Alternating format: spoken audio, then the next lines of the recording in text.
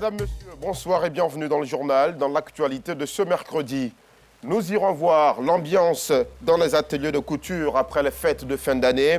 L'ambiance, vous le verrez, y est morose. Seuls quelques ateliers à Treichville et à Bobo arrivent encore à maintenir leurs activités après ces festivités. En Iran, au moins 103 personnes sont mortes dans une explosion ce mercredi. Elle est survenue aujourd'hui près de la tombe du général des gardiens de la Révolution, Qassem Soleimani. Le pays a décrété la journée de demain, journée de deuil national. Voilà pour le sommaire. Vous suivez le 19h30 et c'est le meilleur choix en 2024. Les ateliers de couture qui refusaient du monde il y a à peine 3 jours sont vides aujourd'hui. Après les fêtes de fin d'année, une ambiance particulièrement morose commence à s'installer dans les ateliers de Treichville ou encore à Bobo. Seuls quelques ateliers arrivent encore, vous le verrez, à attirer les clients. Mais les stylistes sont bien habitués à cette ambiance juste après les festivités de fin d'année. Le constat sur place d'Assitan Diarra. Quartier Gotham, commune d'Abobo. Une fois dans son atelier de couture, Alidou a une priorité, recontacter ses anciens clients et en reconquérir de nouveaux.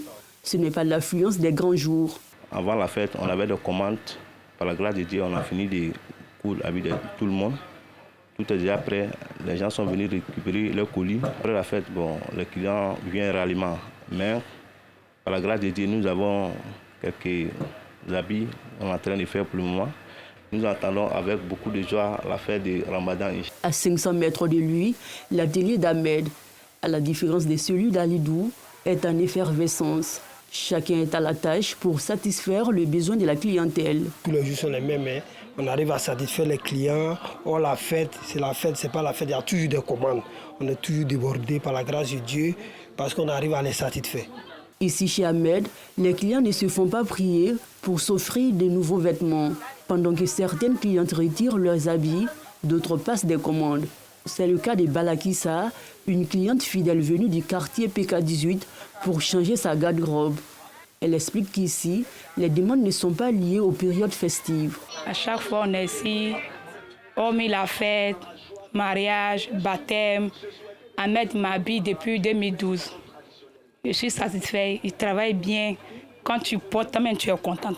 Et les clientes comme moi aussi qui sont là, elles sont venues aussi faire leurs commandes. D'autres viennent pour retirer, il y a les prêts à porter. D'autres viennent déposer leurs propres habits aussi, on prend mesure en cours. Autre commune, autre ambiance. Ici, dans la commune de Treichville, Lampfal reçoit sans cesse des clientes venues acheter des prêts-à-porter de sa collection. Selon lui, après les fêtes de fin d'année, il est toujours sollicité par des clients qui organisent des manifestations religieuses. Après la fête, c'est un peu réduisant, mais 2 jours après, je pense que tout ça ira. Les clients viennent commander les vêtements pour les préparations de Maulid. Bintou Fadiga prépare un grand événement religieux dans 2 semaines environ. Comme d'habitude, elle passe ses commandes de prêt-à-porter chez Lampfal. On confectionne nos boubous ici pour chaque fois des cérémonies. C'est nous, dans notre tradition, là, on est tout le temps dans les cérémonies. Si ce n'est pas mariage, des baptêmes, ce n'est pas baptême, on est dans les maulouds. On est venu voir le frère pour qu'il nous sape. Chaque année, la plupart des ateliers de couture sont pris d'assaut à l'occasion des fêtes de fin d'année. La préfète n'est pas rose pour tous. Certains couturiers voient les clientèles baisser, tandis que d'autres continuent de faire recettes. Dans un autre chapitre, dans ses missions de maire de Grand Bassam et président de la commission transport du comité d'organisation de la Cannes 2023, Jean-Louis Moulot présente ses vœux du nouvel an aux imams du COSIM de la région du Sud Comoé. Il leur a aussi demandé de faire des prières pour la réussite de la compétition qui se tiendra du 13 janvier au 11 février 2024 dans notre pays. La rencontre a eu lieu à la mosquée Fatima Zahra de Grand Bassam. C'était le 3e jour du nouvel an. Clément Bocco. Il représente à la fois la commune de Grand Bassam et le COCAN, le comité d'organisation de la Coupe d'Afrique des Nations. Avec cette double casquette, Jean-Louis Moulot, maire de la commune de Grand Bassam et président de la commission transport du COCAN, accompagné d'une délégation de son conseil municipal, est venu présenter les vœux du nouvel an 2024 aux imams du COSIM de la région du Sud Comoé. Occasion d'inviter les guides religieux à faire des prières pour la paix et la cohésion à Grand Bassam, mais aussi pour le pays qui organise la Cannes 2023. Et cette cérémonie de présentation de vœux intervient cette année dans un contexte particulier, marqué par l'organisation de la Coupe d'Afrique des Nations, que notre pays a le privilège d'abriter. Le chef de l'État accorde du prix à la réussite de cette CAN. Le Premier ministre Robert Begré-Mambé a initié une séance de prière œcuménique à Abidjan. Et nous avons souhaité donc imiter ce bel exemple en mettant en mission les imams du Sud Comoé, qui ont donc formulé des prières et des bénédictions pour le président de la République, pour notre pays, pour la réussite de cette CAN de l'hospitalité, afin que nos visiteurs repartent avec un souvenir exceptionnel de l'organisation de cette compétition, mais également de leur séjour en terre ivoirienne. Comme tous les mercredis, les imams du COSIM Sud Comoé étaient réunis ce jour à la grande mosquée Fatima Zahra pour leur assise hebdomadaire.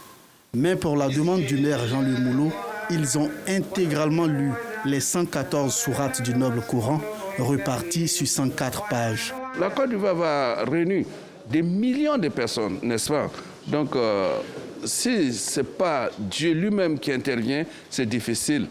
Les imams sont condamnés à prier pour que la CAN se passe dans de très bonnes conditions, dans la paix, et que Monsieur le maire soit satisfait pour que la Côte d'Ivoire sorte grand. Nous prions non seulement pour le pays, mais nous prions pour nous-mêmes.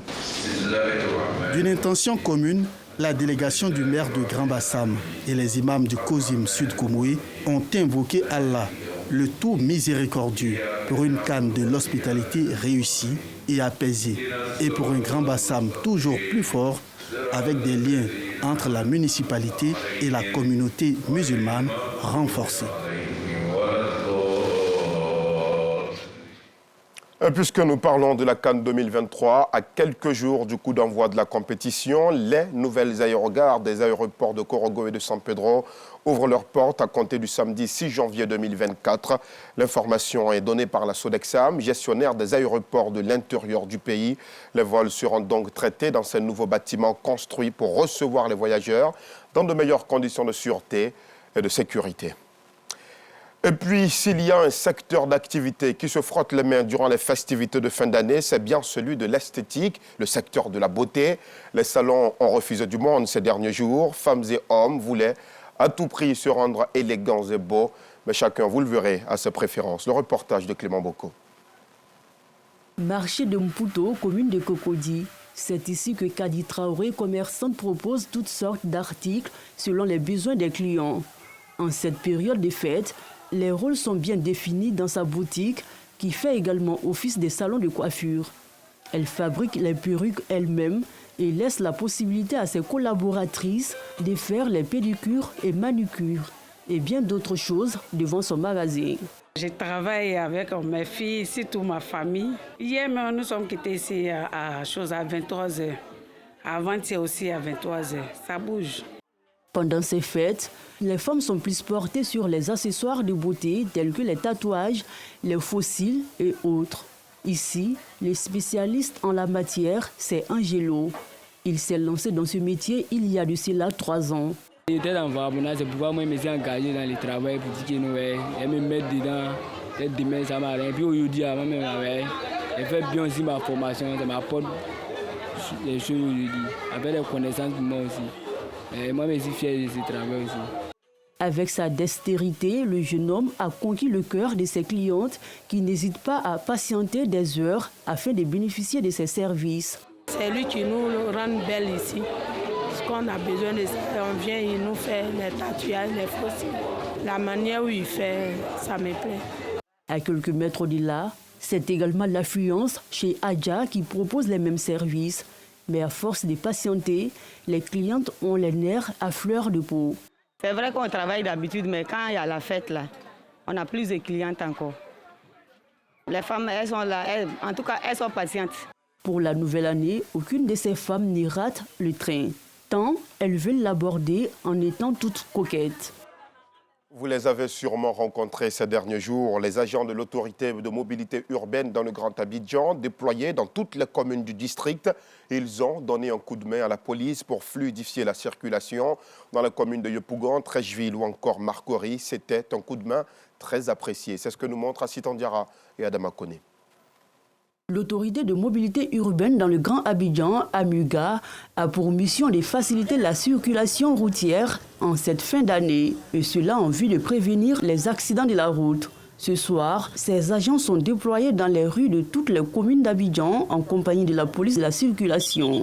Dans la commune de Yopougon, l'affluence et l'animation des rues n'empêchent pas ces agents de l'AMUGA et de la police d'être à la tâche à divers carrefours pour empêcher la non-application du code de la route et réguler la circulation. Nous avons 18 points d'observation qui nous permettent de gérer au mieux la fluidité pour le bien-être des usagers de la route.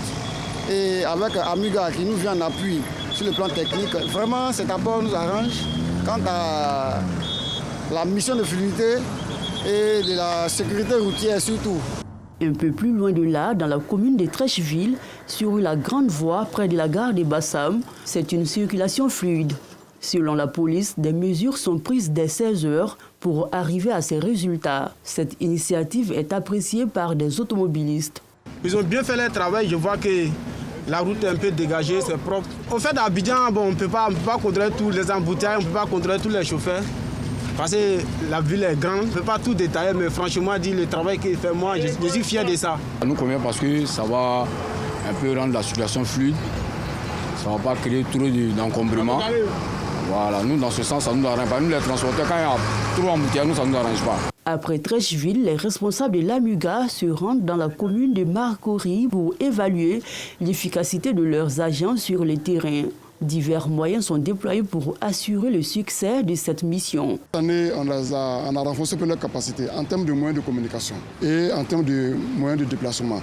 Parce que souvent, ils sont dans les carrefours. Lorsque le carrefour devient un peu plus gérable, le carrefour s'autorégule. En ce moment, ils se déplacent pour aller vers des zones plus difficiles. Chaque année, pendant des fêtes, plus d'une soixantaine d'agents de l'AMUGA mobilisés pour réguler le trafic. En prévision de la Coupe d'Afrique des Nations, prévue le 13 janvier prochain, des mesures supplémentaires sont prises. On a défini des plans de circulation, le COCAN a insulté, donc des plans de circulation validés par aussi les ministères du transport et d'équipement qui vont venir s'appliquer à ce qui se fait habituellement. L'objectif, c'est vraiment de trouver des circuits bien huilés, bien dédiés, qui permettent aux automobilistes d'aller facilement et aux usagers d'aller facilement au stade. Les responsables de l'AMUGA ont sillonné plus de 3 communes pour superviser le travail de leurs agents et exhorter les automobilistes à la bonne conduite. Dans le reste de l'actualité, le syndicat des agents d'assistance en escale de Côte d'Ivoire vient de faire sa rentrée syndicale, une rentrée marquée par un lot de revendications. Le secrétaire général de l'organisation a dénoncé, entre autres, la précarité des salaires et l'assurance maladie.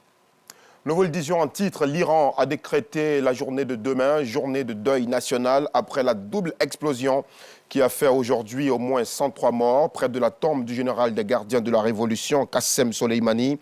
Vous avez certainement souvenir de ce général assassiné en 2020. J'ai le plaisir de recevoir ce soir le meilleur caméraman de Côte d'Ivoire, Gilles Tonian, et le monteur Seydou Ouattara. Bonsoir, messieurs. Bonsoir. Vous venez tous deux de recevoir donc un sacre à la nuit de l'Ivoirien Nouveau, soirée des observateurs des médias. Tout d'abord vous, Gilles Tonian, qu'est-ce que ça fait d'être sacré meilleur caméraman de Côte d'Ivoire? Vraiment, il faut dire, Alassane, c'est une joie, parce que mettre en lumière tous les techniciens qui opèrent dans l'ombre, vraiment c'est une joie immense. Parce que je l'ai dit, j'ai à le dire, Dieu est capable de prendre quelqu'un d'insignifiant, de la boue, de le faire sur la table des rois. Nous sommes dans l'ombre.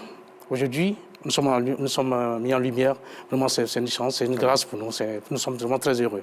Seydou Ouattara, vous êtes monteur et à l'occasion de cette soirée, vous avez eu cette distinction parce que vous avez utilisé les meilleures séquences dans un reportage. Et votre travail a ceci de particulier qu'il allie à la perfection l'écriture du journaliste et les images du caméraman qu'est Gilles Tonian. Comment est-ce que vous arrivez à détecter les meilleures séquences, les meilleurs plans que vous utilisez? D'accord, il faut le dire que ce n'est pas facile.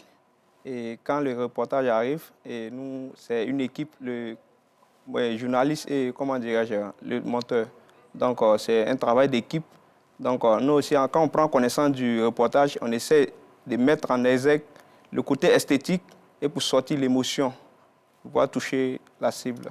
Émotion, justement, on en parle. Le sujet sur lequel vous avez travaillé et qui vous a valu ce prix, c'était un incendie qui a survenu quelque part à Abidjan. Vous avez mis tout votre être, vous avez fait ressortir véritablement l'amertume et la désolation que les populations ont ressenties ce jour-là. Parlez-nous-en. Oui, bon, c'était un incendie à Cocody. Et lorsque le reportage est arrivé, j'ai pris connaissance des images. Et d'accord, il fallait faire sortir il fallait faire ressortir les émotions et il fallait mettre en exergue les images proposées par le caméraman, à savoir les belles séquences. Et c'est ce qu'on a essayé de faire et par la grâce de Dieu, ça...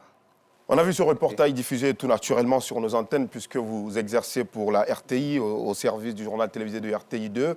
Vous êtes allé chercher jusque les larmes dans les yeux des populations. C'est un objectif aussi qu'en tant que monteur en vise, on se dit que ce reportage-là, il devrait pouvoir toucher les sensibilités des Ivoiriens partout où ils sont.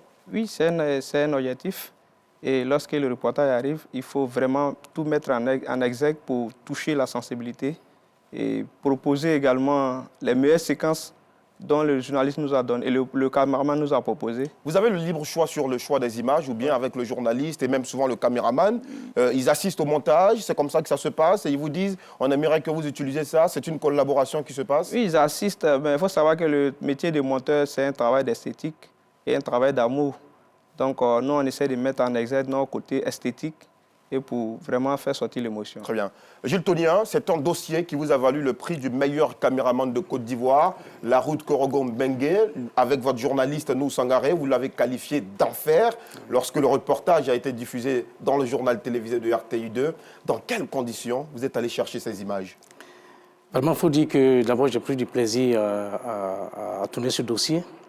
Parce que, voyez-vous, Mbengue est une zone à forte potentialité agricole. Et donc, il était difficile pour les agriculteurs d'évacuer les produits. Et vous voyez là que c'est Mbengue Korogo, 75 km. 75 km. Un véritable calvaire. Un véritable calvaire. Et donc, du coup, ils ont du mal à évacuer les produits. Et ils sont obligés de se tourner vers les voisins, les pays voisins, les acheteurs venant du Mali. Et ça, selon le directeur départemental, c'est une perte énorme pour la Côte d'Ivoire. Parce qu'il y a plus de 80% de ces produits-là qui vont au niveau de l'extérieur. Et ça, c'est une perte énorme pour la Côte d'Ivoire. Et vraiment, j'ai pris le plaisir à tourner. Oui. Parce qu'avant d'aller sur le terrain, on avait fait un repérage, ce qui m'a permis de faire un découpage technique. Et en plus, ça m'a permis aussi, bien entendu, de créer une synopsis. Voilà. Et ça m'a vraiment permis de m'exprimer en tant que caméraman, en tant que technicien. Ça m'a permis vraiment de mettre en valeur les différents plans, et faire déterminer la température de la couleur du temps à travers les filtres, mettre en équilibre la température de la couleur du temps à travers la balance des blancs. Oui. Voilà, la balance des blancs, bien sûr, qui vous permet vraiment de choisir la couleur qu'il faut, d'équilibrer la température de la couleur du temps. Et tout ça, ça compte. On constate avec vous que finalement, ça ne revient plus qu'au seul journaliste de décider de l'angle à donner à l'élément. C'est un travail de collaboration, un véritable travail d'équipe avec les journalistes de la rédaction, c'est bien cela? Tout à fait. Vous savez, RTI 2, comme on l'a toujours dit, en audiovisuel, aucune victoire n'est individuelle. Toute victoire est collective. On a travaillé en équipe. À RTI 2, les caméramans ne se limitent pas seulement qu'à filmer. Oui. Et même sur le terrain, le caméraman propose des attaques. Vous êtes journaliste. Oui. Et le caméraman propose même des chutes. Et ça, c'est vraiment, ça vous dit qu'on travaille en équipe. C'est cela. Et voilà le résultat. Merci beaucoup Gilles Tonien. Merci Seydou Ouattara. Merci. Un plaisir de vous avoir sur le plateau du journal télévisé, journal que vous contribuez tout naturellement à la fabrication. Nous vous souhaitons beaucoup de bonheur et de courage, beaucoup de succès aussi pour la suite de votre carrière, pour cette nouvelle année 2024. Nous sommes au terme de ce journal. Merci aux équipes techniques de réalisation et de rédaction aussi qui ont travaillé à la réalisation de ce journal. Excellente soirée sur RTI 2.